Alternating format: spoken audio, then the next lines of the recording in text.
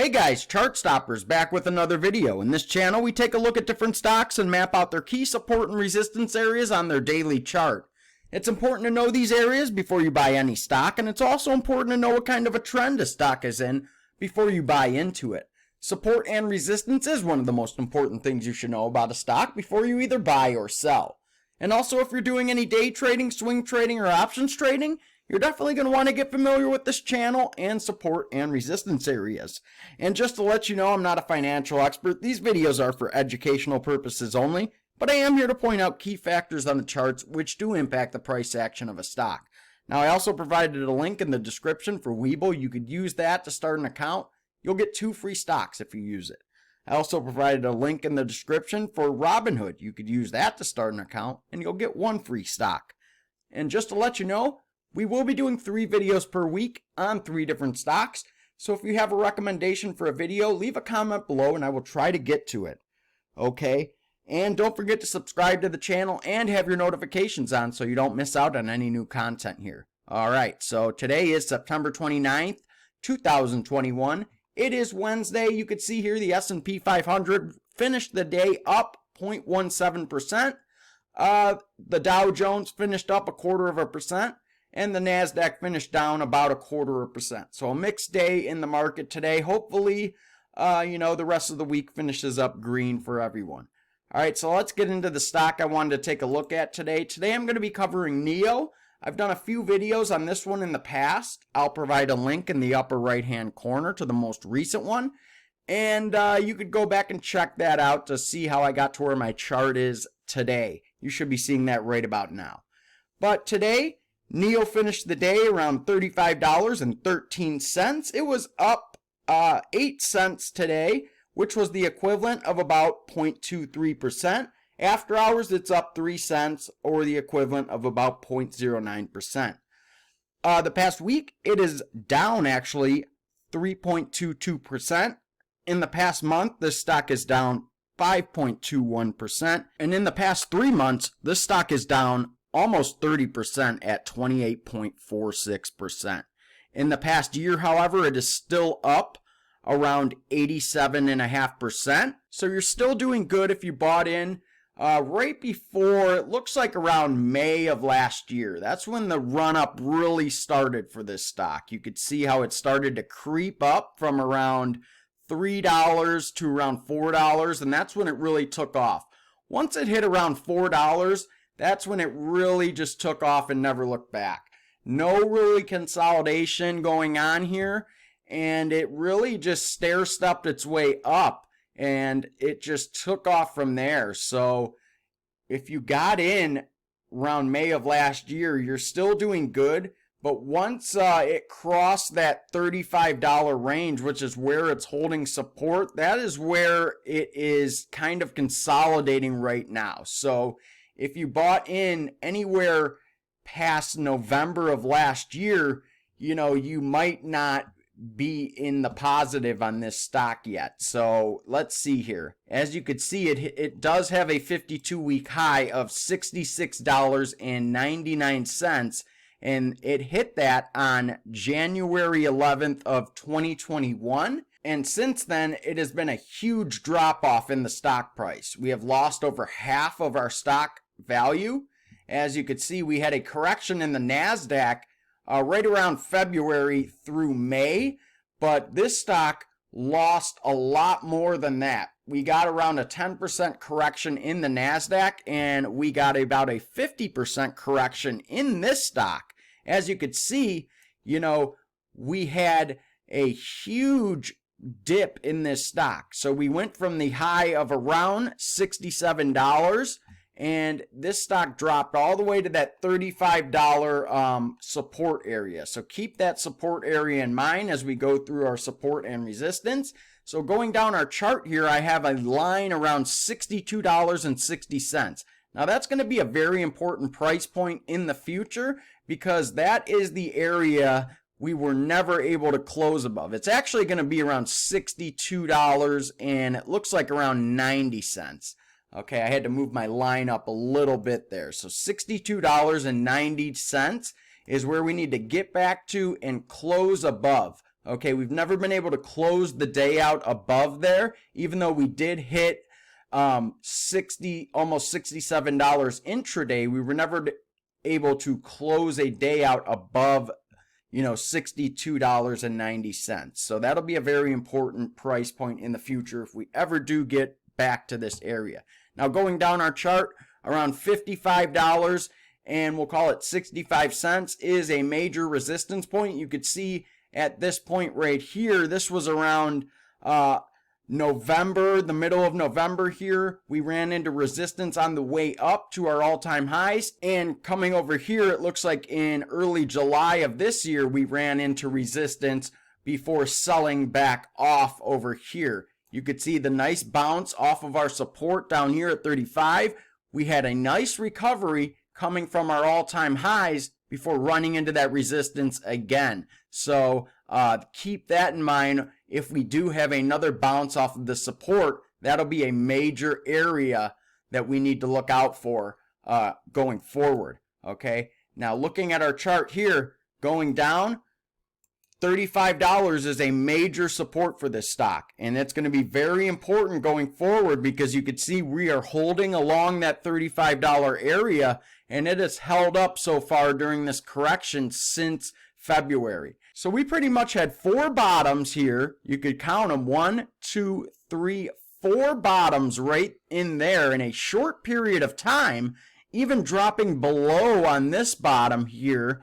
And then a very nice bounce and a recovery here. And a lot of people thought, there was no way that we were going to return to this $35 area again after you saw this nice recovery all the way up to that $55 range where we hit that resistance. We smashed into that resistance area, and then it sold off again. And look where we are again. This is the 5th time we are testing this $35 area. And we are right back down here again, testing it again. So now this is the 5th time we are testing this $35 area. So is it going to hold? And this is going to be the most important time we are testing it, because look at this. If I zoom in, it looks like we are in a descending triangle situation. So what's going to happen here? We're under the 200-day moving average. You could see over here, we were never under the 200-day moving average except for at this point here, which was only for a couple days before we made a nice recovery and went back to the upside. But we are under the 50-day moving average also here. We're also under the 21-day moving average. And right now, we are under the 8-day moving average, okay? So we're under all of our moving averages. We have no momentum in the stock right now, and we are in a descending triangle running right into our support at $35. And I actually need to move my support line up here. As you can see, it was a little bit past the $35 mark. As I move that up here, you can see, all right, so what's happening? We're making lower lows and lower highs right into our $35 area.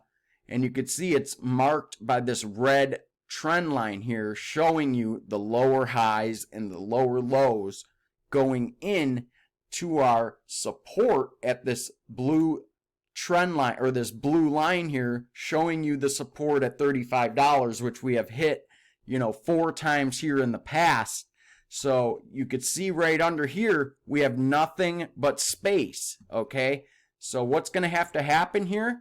We're either going to have to drop below this support line, and we are going to have to form a new base somewhere below here, somewhere below $35, and, form a new base. Either it's going to be $30, maybe $25, somewhere below here, and then come back up. Or we're going to have to hold this $35, break this downtrend that we're in, this lower high and lower low downtrend, this red line here that you could see, and we're going to have to make another bounce just like we did back here and go back to the upside, possibly going back to this $55 area here. So I'm hoping that it's this for all the bulls out here and not, dropping down to this $30, possibly this $25 area, to form a new base. So hopefully we do that. And if we do form a new base, let's check out some scenarios that possibly could be a new base. It looks like we might have some support right here, and that could be, it looks like maybe $28, possibly close to that.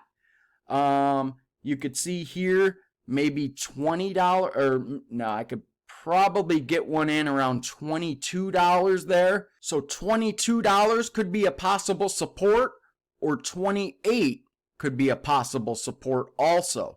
So those are our options here. As you look at the chart, you could see we had former consolidation back while we were on our way up in those areas, and those are likely going to be those areas of interest if we do fall below that $35 area and we don't gain any momentum here and break out of this downtrend and we continue to fall below this $35 area. But we're going to see what happens in the next couple weeks, because you could see that we don't have much space left in this descending triangle. So this stock's going to have to make a decision in the next couple weeks, because it looks like we only have room for about 2 more weeks. So it looks like by the 13th or the 14th of October, so that's 2 weeks away, we're going to have to make a move either way. So either to the downside or the upside. So we'll find out what happens in that time period. So let's switch over to the weekly chart, see what's going on here. And as you could see, even on the weekly chart, you could see while we were going through that correction back in May and April and March, we had the support of that 50-period moving average also. Over here, we do not have that support. So you could see we're underneath that support right now. Over here, we were above that. So we had that support here, and that's why we likely, you could see we touched off that moving average and we had that nice jump right there. Over here, we don't have that. So I'm not sure what's going to propel this stock if we do get a jump, because I'm not seeing anything over here that's going to make this stock, pop up this time. Over here, we had that 50-period moving average that we touched off of, and it propelled that stock upward. Over here, it's just blackness, and I don't see anything that will propel it upward. But if you look closely at the weekly chart here, you could see the 8-period moving average on our weekly chart is closely aligned with my trend line. If I move my trend line here, you could see our white moving average is our 8-period moving average on our weekly chart. So that's pretty much following my trend line here, and that is acting as resistance on our weekly chart. So every week, it looks like we're going up to test that 8-period moving average, and we're failing at that area every week. So just keep an eye on that every week. And I'm just going to switch back over to our daily chart here for one last look. And yeah, like I said, that's about it for this one. But keep an eye on this for the next couple weeks, because we are going to get our answer in the next couple weeks, like I said, by the 15th of October, it looks like, on which direction this stock is going to go. So if you're holding any positions, to the upside or the downside, you're going to want to keep an eye on this, especially with the way the market has been going lately. You don't know what's going to happen from day to day. So definitely keep a close eye on this. And that's about it for this one. So if you guys like the video, make sure you hit that like button. Also, don't forget to subscribe to the channel and have your notifications on so you don't miss out on any new content here. I want to thank you guys for watching, and don't forget to hit that like button. It really helps me out and helps out the channel. And I will see you next time on Chart Stoppers.